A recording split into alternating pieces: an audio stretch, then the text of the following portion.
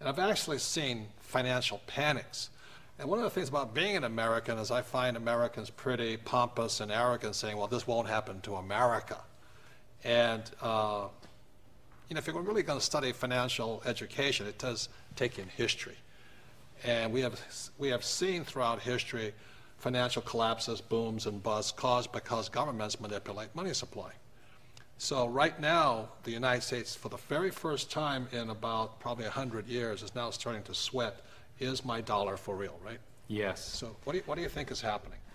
There's a major panic going on with the Federal Reserve and the banking systems. Like I've said before, they've created in just the past 18 months, they've created about 150%, 1.5 times, more paper dollars than they created in the first 200 years of the United States.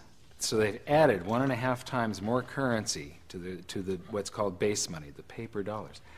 They're trying to prevent a disaster that they see out there right now. But the reason I have Marco and David here, and Kim, is you guys have actually lived through what's called devaluations, or there's another word coming up that people will hear more of. It's called sovereign default. Sovereign default. A sovereign default means a country goes bankrupt.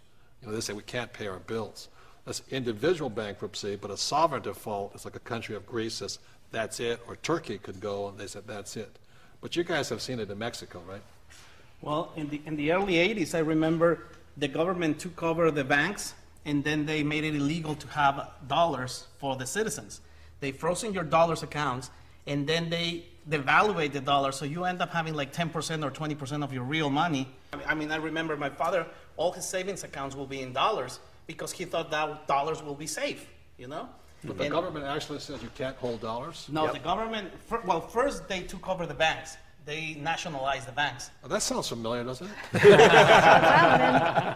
Yeah, first the banks used to be private, and then the government took over the banks, and then once the government owned the banks, then they frozen all your dollar accounts. So suddenly, if you had let's say you have $1,000, well, they give you 12,000 pesos. But then the following day, those 12,000 pesos is only $100.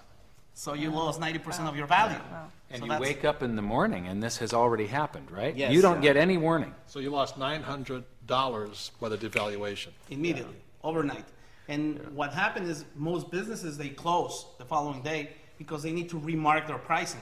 So business owners, a lot of business owners, and I actually have several friends that did a lot of money because they had a lot of inventory, and they just sell it with the new pricing. It was horrible, especially if David and I grew up by the border, Tijuana, San Diego, and it was horrible because you were making pesos, and then the next day the peso would be worth half, and you had debt in dollars. Like if you bought a car, you were paying your car in dollars, and you were making half of your salary, and you earned double of it's horrible, just so a nightmare. Your debt went up tenfold with that devaluation, basically. Exactly, right? and it would happen again and again, and it felt so unfair. I think that the government planned it very well because I remember very well that my father used to have a part of his money in San Isidro in the U.S. and part of his money in Mexico. And then they raised the interest rates in Mexico that it was so attractive for you to invest your dollars in Mexico's banks. Before they did all this. Before they took over the banks and before that. So suddenly they got all these U.S. dollars. You say, oh, I'm going to bring my money back to Mexico because I'm making a lot of return. Wow. The interest rates are 25%. I mean,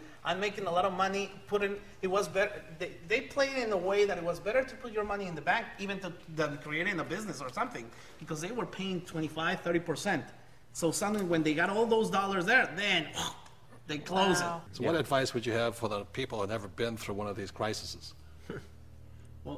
Well, first of all, I think you have to get as many assets as possible because I realized that everybody who was a business owner or had real estate or had gold and silver, they end up on the top of the food chain. I mean, if you are protected using all those assets, who cares what happened to the currency? I mean, the real estate is eventually is going to hold their value, and gold and silver is going to hold the value. And if you have a business, you can always, just you're going to just change pricing all the time. I mean.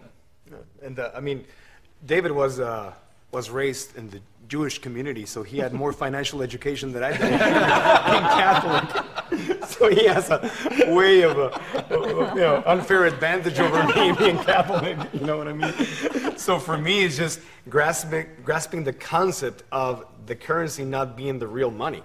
We've never been here in the history of the world. If the U.S. dollar goes, the world goes with it. Is that correct? Absolutely. It backs every other currency on the planet right now. So what they saw in Mexico will repeat all over the world, worldwide. So please get smart. If you don't have any knowledge, buy some gold and silver.